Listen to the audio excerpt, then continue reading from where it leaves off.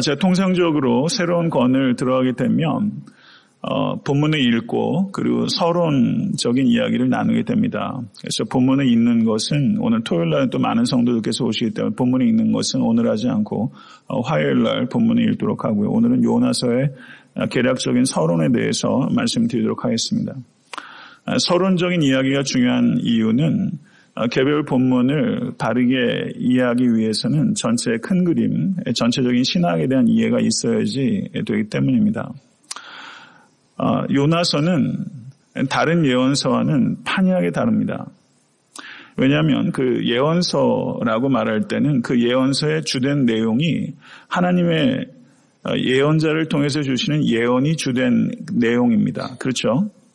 그런데 요나서를 한번 읽어보세요. 이 요나가 하나님의 말씀을 대변한 것이 요나서가 4장으로 구성되어 있는데 5단어밖에 없습니다. 요나서 3장 4절 10일이 지나면 느니웨가 무너지리라. 이것이 요나가 선포한 하나님의 말씀의 전부예요. 예언서인데 요나가 예언적인 말씀을 준 게 딱 5단어밖에 되지 않아요. 그런 의미에서 이 요나서는 다른 예언서하고는 판이하게 다른 성격을 가지고 있다 볼 수 있습니다. 그렇다면 그 이야기는 요나서의 주된 내용은 하나님의 말씀이 아니라 요나의 행적이라는 것이죠. 요나의 행적을 통해서 하나님께서 우리에게 교훈을 주고 계시다. 이렇게 볼 수 있다는 것입니다. 그러면 요나가 활동한 시기가 언제인가? 요나서 내에는 요나가 활동한 시기를 알 수 있는 단서는 없습니다. 근데 열왕기하 14장 25절에서 27절을 보시게 되면 이스라엘의 하나님 여호와께서 그의 종 가드 헤벨 아미떼의 아들 선지자 요나를 통하여 하신 말씀과 같이 여로보암이 이스라엘 영토를 회복하되 하맛 어귀에서부터 아라바 바다까지 하였으니 이는 여호와께서 이스라엘의 고난이 심하여 매인자도 없고 노인자도 없고 이스라엘을 도울 자도 없음을 보셨고 여호와께서 또 이스라엘의 이름을 천하에서 없이 하겠다고도 아니하셨으므로 요아스의 아들 여로보암의 손으로 구원하심이었더라. 그러니까 열왕기하 14장 25절 27절을 보면 여기 요나란 인물이 등장합니다. 그럼 요나서의 요나와 열왕기하에 나오는 이 요나가 동일 인물이라고 생각한다면 요나가 활동한 시기는 북이스라엘의 정치적으로 경제적으로 최전성기였던 그리고 영적으로는 매우 암울했던 여로보암 2세 때라고 말할 수 있습니다. 동일한 인물이라고 받아들일 때 그렇다는 것입니다. 그렇다면 요나가 활동한 시대가 여로보암 2세라고 받아들인다고 하더라도 요나서의 저자가 요나일까 아니면 요나의 후대의 사람일까 하는 문제는 또 다른 문제입니다. 요나서의 기본적인 그 내용의 출처는 당연히 요나입니다. 그런데 요나서를 요나가 기록했는지 아니면 후대에 누군가 기록했는지에 대한 단서는 요나서에도 없고 구약성경 어디에도 없습니다. 만약에 요나 자신이 요나서를 기록했다면 요나는 자신의 어리석음에 대해서 매우 진솔하게 기록했다. 이렇게 볼 수 있죠. 요나서에 기록된 요나는 아주 어리석고 우스꽝스러운 인물이에요. 자기 자신이 썼다면 자기 자신에 대해서 매우 진솔하게 기록한 것이다. 그리고 자기 자신의 행적에 대해서 3.1층 관찰자 시점으로 요나서를 기록했다. 이렇게 볼 수 있고요. 만약에 요나가 기록한 것이 아니라 후대에 기록했다면 요나의 체험을 기초로 해서 하나님의 영감을 받은 저자가 풍자적 교훈을 주기 위해서 요나서를 기록했다. 이렇게 이해할 수 있다는 것입니다. 그렇다면 기록 연대가 어떻게 될 것인가 하는 문제가 등장하게 됩니다. 그런데 기록 연대는 그야말로 추정입니다. 만약에 요나 자신이 기록했다면 그것은 가장 빠른 시기입니다. 주전 8세기 중반에 기록되었을 것이다. 이렇게 볼 수 있고요. 만약에 요나가 아니라 후대에 누군가 기록됐다면 가장 늦게 추산하는 시점은 주전 3세기 말로 볼 수 있습니다. 주전 8세기 중반부터 주전 3세기 말까지 굉장히 광범위하게 요나서가 기록된 시기를 학자들이 보는 거예요. 그야말로 추론입니다. 그러면 그 더글라스 스튜어트라는 구약학자로서 아주 탁월한 복음주의 학자가 있습니다. 제가 공부했던 학교의 교수인데요. 이 더글라스 스튜어트 교수는 주전 750년에서부터 약 주전 250년경으로 약 500년 정도의 레인지를 가지고 이 전략 시기를 보고 있습니다. 그렇다면 결론적으로 이야기할 수 있는 것은 요나서가 언제 쓰여졌는가 하는 것을 생각하는 것, 결정하는 것은 불가능할 뿐만 아니라 불필요한 일이라는 것이죠. 그러면 중요한 건 뭐냐? 요나의 저작 시기가 중요한 게 아니라 요나서가 가지고 있는 문학적 요소가 무엇인가? 요나서가 가지고 있는 문학적 요소를 잘 이해하는 것이 요나서를 잘 이해하는 데 핵심적인 것이다. 이렇게 이해할 수 있다는 것입니다. 우리가 요나서의 그 대략적인 내용은 우리가 다 알고 있어요. 그야말로 이렇게 우화적인 요소, 풍자적인 요소, 해학적인 요소가 굉장히 많습니다. 문학적인 요소로만 보자면 성경 전체에서 가장 탁월한 이야기 가운데 하나라고 볼 수 있습니다. 그런데 아이러니컬하게 이 요나서의 이 주된 인물로 등장하는 요나는 전혀 영웅적이지 않아요. 전혀 영웅적이지 않아요. 성경은 매우 정직한 책입니다.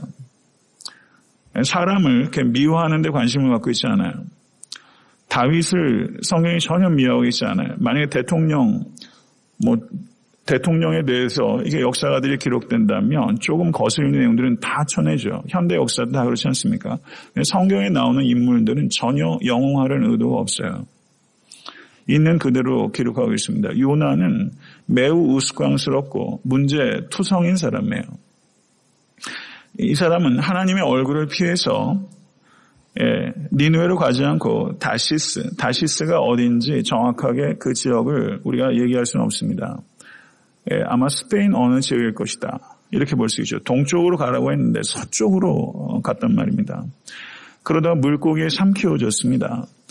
그리고 하나님께서 혹시나 니느웨 땅에 저주를 쏟아 부어줄 것을 요나 기대하고서 이렇게 지켜보고 있는데 그늘을 들였던 박넝쿨이 벌레로 인해서 그것이 말라 비틀어지자 거기서 나를 죽여주시옵소서라고 얼마나 유치하고 이 요나서에 나오는 요나는 뾰루퉁한 사람이에요. 그러니까 입이 튀어나와가지고 무엇인가 불만이 가득한 뾰루퉁한 인물이죠. 아주 우스꽝스러운 인물입니다. 성경을 보게 되면 나를 죽여달라고 했던 인물이 덜어 있어요.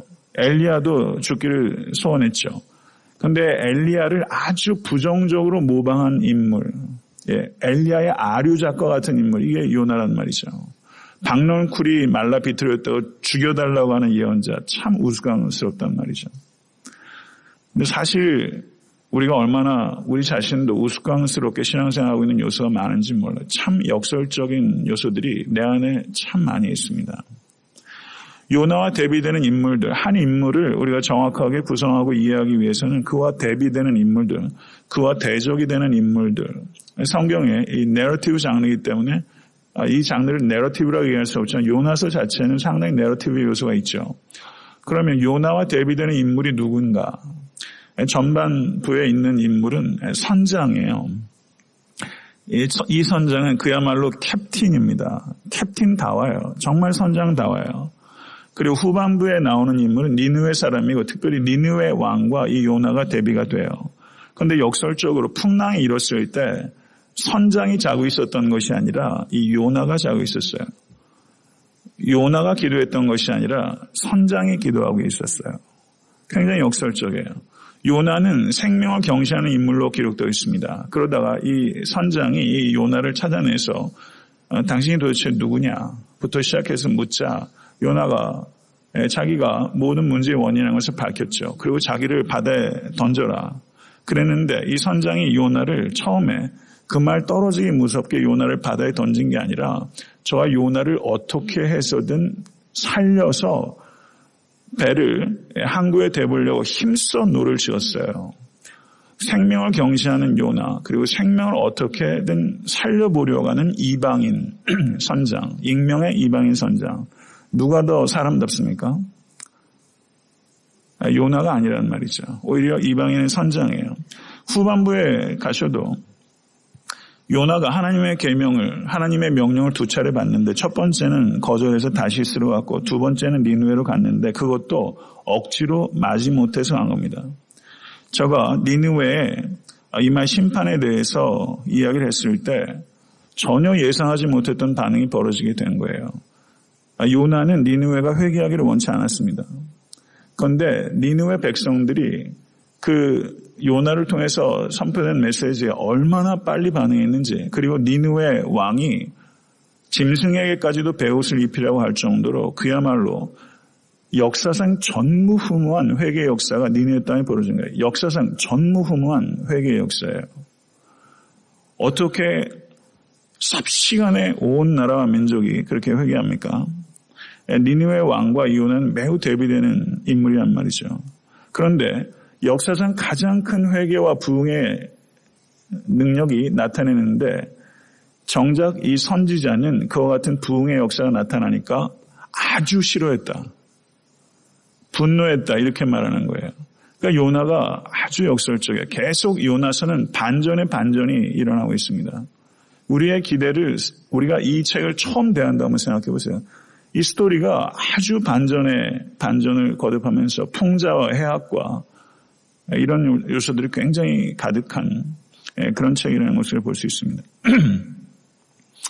요나서의 주제를 보게 되면 하나님께서 모든 사람을 구원하시기 원하실 뿐만 아니라 니느웨의 가축까지도 구원하시기 원하시는 하나님이에요. 니느웨의 가축까지도.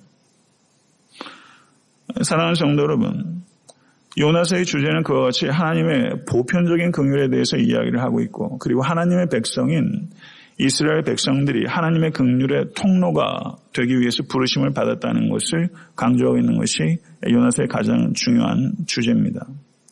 그런데 이스라엘 백성들은 이 구원의 통로로서의 사명을 감당하지 못했고 선민을 잘못 이해했습니다. 하나님의 선택받았다는 것이 구원의 통로로서 열방에 이르기까지 구원의 복음의 통로가 되기 위한 것인데, 오직 자기만 구원받기 위해서 택함받은 백성이라고 이스라엘 백성들은 하나님의 뜻을 왜곡하고 하나님의 긍휼을 협소화시켜버렸습니다. 그러니까 이 요나가 결국 하나의 전형적인 인물입니다. 문학에도 그 리얼리즘이 있습니다.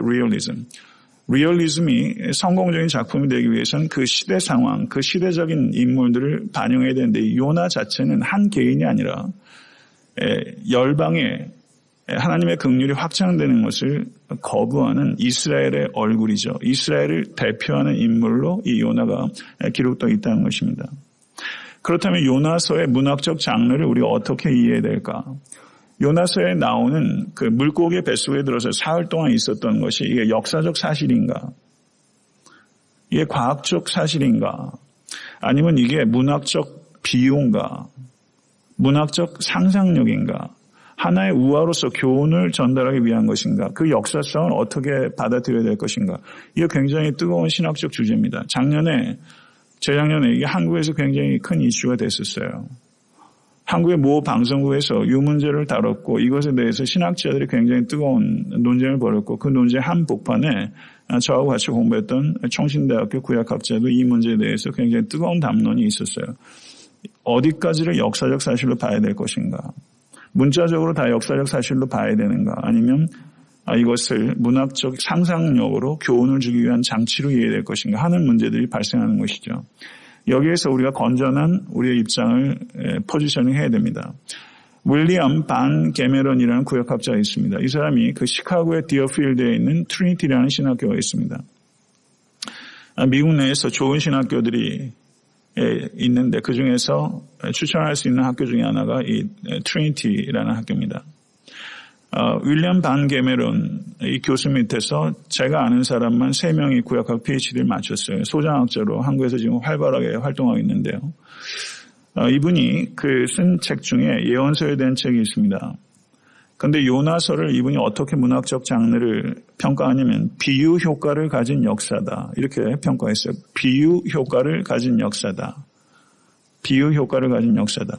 우리가 비유라고 생각하면 비유는 다 비역사적으로 생각하는 측면이 있다는 것이죠. 비유는 비역사적인가 하는 질문을 던지면서 비유 효과를 가진 역사다. 비유적이지만 그것이 역사성이 있다. 이렇게 이해한 것이죠. 저는 매우 공감이 되고요. 저는 무엇보다 특별히 예수님께서 마태복음 12장 39절 40절에 요나가 밤낮 사흘 동안 그 큰 물고기 뱃속에 있었던 것 같이 인자도 밤낮 사흘 동안 땅속에 있으리라. 인자가 사흘 동안 땅속에 있었던 예수 그리스도께서 죽으시고 매장된 것이 역사적 사실입니까? 아니면 비유입니까? 역사적 사실이죠. 이 역사적 사실을 얘기하기 위해서 예수께서 요나의 이야기를 하셨어요. 그럼 예수님께서는 이 요나가 물고기 뱃속에 있었던 일들을 제가 생각할 땐 역사적 사실로 취급하신 거예요.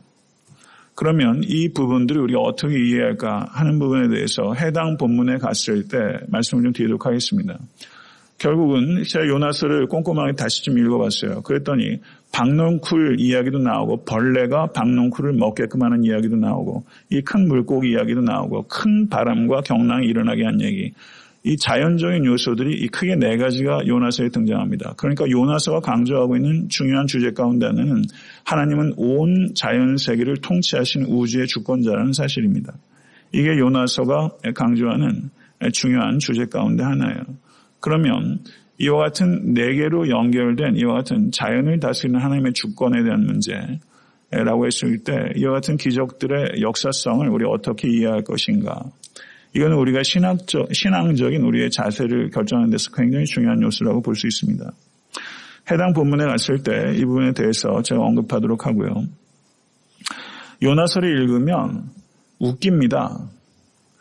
막 웃다가 반전이 일어나서 깜짝깜짝 놀래요. 요나서가 이제 딱 그런 책이에요. 그래서 우리가 독법을 할 때 성경을 읽을 때 어떤 독법을 가져야 되는가 하는 부분 굉장히 중요합니다. 독법을 잘 해야 돼요. 시를 읽을 때 소설처럼 읽으면 그 시가 읽히겠습니까? 소설을 읽는데 시적 언어처럼 이해한다면 안 되는 거예요. 그것이 가지고 있는 문학적 장르를 염두에 두고 읽어야 되는 것입니다. 편지를 읽을 때는 편지를 읽는 것답게 읽어야 돼요. 편지를 보낼 때는 송신인과 수신인이 전제가 되어 있는 거예요. 그렇죠?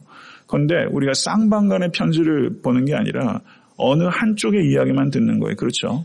전화기를 가지고 전화를 하는 소리를 들어요. 제가 만약에 집사람이 누구랑 전화하는 걸 듣는데 제가 상대편의 전화 소리는 못 듣죠. 집사람만 하는 얘기를 들어요. 그런데 그 이야기를 들으면서 이 대화가 대충 어떻게 구성되는가를 우리가 예상할 수 있죠. 이게 어떤 시츄에이션에서 우리 집사람이 얘기하는구나 하는 게 정확하게는 아니어도 대충 정황적으로 그려져요. 그러니까 서신서를 읽을 때는 어떻습니까? 우리가 한쪽의 이야기, 한쪽의 전화통화만 들어요. 그렇지만 그 이야기를 통해서 이게 정황적으로 어떻게 되는 거겠구나 하는 이 큰 픽처를 그려야 된다는 거죠. 그런데 이런 것과 무관하게 서신서를 읽으면 안 읽히는 거예요. 그냥 성경을 읽으면서 이 말씀은 내가 참 좋아하는 말씀이야. 이 말씀은 내 상황과 참 맞아. 이렇게만 읽을 게 아니라 이 전체적인 큰 그림을 그 문학적 장르에 따라서 읽어야 개별적인 본문이 가지고 있는 그 원래적인 의미가 아주 풍성하게 드러난다는 것이죠. 그래서 성경을 읽으실 때 이렇게 통전적으로 전체적으로 하나의 이야기로 이렇게 읽는 것 굉장히 중요한 것입니다. 그래야지만 본문을 읽을 때 폭과 깊이를 갖게 되는 것이고요. 이렇게 해서 이게 요나서, 그리고 소선지서, 예언서, 그리고 구약, 신약, 그리고 창세기부터 계시록까지 하나의 큰 흐름, 이게 이 도도한 하나님의 구원사의 이 물결을 우리가 그림을 가지고 개별 본문, 개별 텍스트를 그 이해해 나갈 때 그 깊이는 아주 다른 거죠. 그런데 욕심을 좀 가지시기를 바랍니다. 예. 삼국지도 누가 오늘 도서관 보니까 초안지도 누가 갖다 놓으셨더라고요. 이문열 씨. 전 좋다고 생각해요. 삼국지 저도 왕년에 5번 읽었습니다. 5권짜리 질. 재밌더라고요. 뭐 시간 가는 줄 몰라요. 아침부터 밥 먹는 시간 빼고는 하루 종일 앉아가지고 삼국지 읽었어요. 그 이야기의 힘이죠. 근데 성경을 읽을 때 우리가 그렇게 안 읽어요. 그냥 몇 장, 몇 절, 그거 작은 것 가지고 그냥 꼬무작꼬무작. 로마서를 로마서 전체의 틀 속에서 이해를 안 하고 바울서신 전체의 틀 속에서 이해를 안 하니 이게 얼마나 편협해요. 그게 해석이 제대로 될 수가 없어요. 그러니까 엉뚱한 내가복음들이 막 출몰하는 거죠. 그렇게 성경을 읽어서는 안 된다는 거죠. 그래서 전체의 큰 흐름 속에서 계속 쭉쭉쭉쭉 읽어내야 이게 하나의 이야기로서 그 이야기가 살아서 역사합니다. 그래서 하나의 큰 이야기로 하나님의 구속사라는 이야기 속에서 성경을 좀 읽으신 훈련을 좀 하셔야 돼요. 그래야지 말씀이 살아서 역사합니다. 요나서를 보게 되면요. 요나서는 14개의 질문이 있습니다. 14개의 질문. 제가 설교 원고를 다 쓰는 이유가 있어요. 이게 쉽겠어요? 새벽 예배 설교 원고를 제가 원고를 안 쓰고 설교한 적이 한 번도 없습니다. 누군가가 빵꾸를 내셔가지고 제가 대타할 때만 원고 없이 해야지 제가 원고 없이 설교해 본 적이 없어요. 쓰다 보면요, 생각이 깊어져요. 생각이 속도가 느려져요. 그러면서 제가 눈으로 읽을 때 안 보였던 것들이 드러나요. 요나서를 꼼꼼하게 이렇게 읽으면서 요나서의 주된 방식 중에 하나가 질문들이구나. 제가 그걸 찾은 거예요. 질문들이다. 요나서엔 질문이 많아요. 질문이 몇 개냐 했더니 14개의 질문이 있어요. 우리 번역상으로도 정확하게 질문으로 표현된 건 약 10개입니다. 그런데 원어적으로 영어 트랜슬레이션으로는 한 14개의 질문을 맥시멈으로 볼 수 있어요. 그런데 그 14개의 질문이 4장에 불과한데 14개의 질문이 있어요. 굉장히 많은 퀘스천들이 있는 거죠. 그런데 그 중에서 11개가 요나에게 향한 질문이에요. 제일 첫 번째 요나에게 향한 질문이 선장이 요나에게 던진 질문이에요. 자는 자여 어찌함이냐. 요나는 누구예요? 자는 자인 거예요. 자는 자여 어찌함이냐. 일어나서 내 하나님께 구하라. 기도를 촉구하는 사람이 요나가 아니라 선장이에요. 선지자를 향해서 기도하도록 해요. 그리고 요나가 하나님께 질문을 해요. 여호와여, 내가 고국에 있을 때도 이러하겠다고 말씀하지 아니하였나이까? 라고 요나가 하나님께 질문해요. 그러자 하나님께서 요나에게 질문합니다. 하나님이 요나에게 이르시되 내가 이 박넝쿨로 말미암아 성내는 것이 어찌 옳으냐? 4장 9절이고요. 4장 4절에서도 내가 성내는 것이 옳으냐? 요나가 화나는 것에 대해서 하나님께 질문을 던지세요. 그리고 최종적인 질문이 요나서 4장 그 제일 마지막 2절에 있습니다. 최종적인 질문이요 최고로 중요한 질문입니다.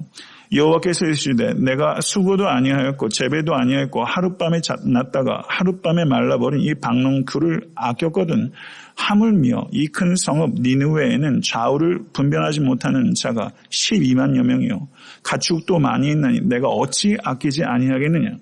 이게 요나서 제일 마지막이에요. 그러니까 요나서는 서술문으로 끝난 게 아니라 질문으로 끝나고 있어요. 질문으로 끝나고 있어요. 그러니까 이 문학적으로 아주 탁월한 거죠. 질문으로 끝을 맺고 있는 거예요. 그러면 이 질문은 요나에게 던지는 질문일 뿐만 아니라 모든 요나서를 읽는 독자들을 향한 질문이에요. 유대인을 향한 질문이고 여러분과 저를 향한 질문입니다. 그러면 이 질문이 사실은 평성원보다 더 강력한 울림을 줄 때가 많이 있어요. 그러면 이 울림이 뭐냐? 요나는 말라버린 박넝쿨에 관심을 보이면서 말라 멸망할 사람들에게는 관심을 보이지 않는 거예요. 그것을 하나님께서 말씀하신 거예요. 박넝쿨이 말라버린 것에는 관심을 보이면서 멸망할 니느웨 사람들에게는 관심을 보이지 않는 메말라버린 요나의 마음을 꼬집고 있는 것입니다. 박넝쿨을 사랑하는 너의 마음과 니느웨 사람들을 사랑하는 나의 마음을 대조해봐라. 이게 주님의 말씀이에요. 그리고 그 생각을 우리 자신들에게 촉구하고 있는 거예요. 성도 여러분, 여러분이 사랑하는 많은 것들이 박넝쿨 같은 일들이 너무 많아요. 하나님의 마음은 다른 거예요. 다른 거예요. 그 마음을 보도록 촉구하는 게 요나서입니다. 사람의 편협한 소견으로 하나님의 긍휼을 이스라엘 안에만 머물도록 하려고 하는 이 요나. 이 요나가 가지고 있는 신학적 틀은요, 뭐냐면 이스라엘에게는 하나님의 긍휼을, 열방에게는 하나님의 공의를, 이게 요나가 생각하는 신학적 틀이에요. 이것에 대해서 하나님께서는 수정하고 계신 것입니다. 말씀을 맺겠습니다.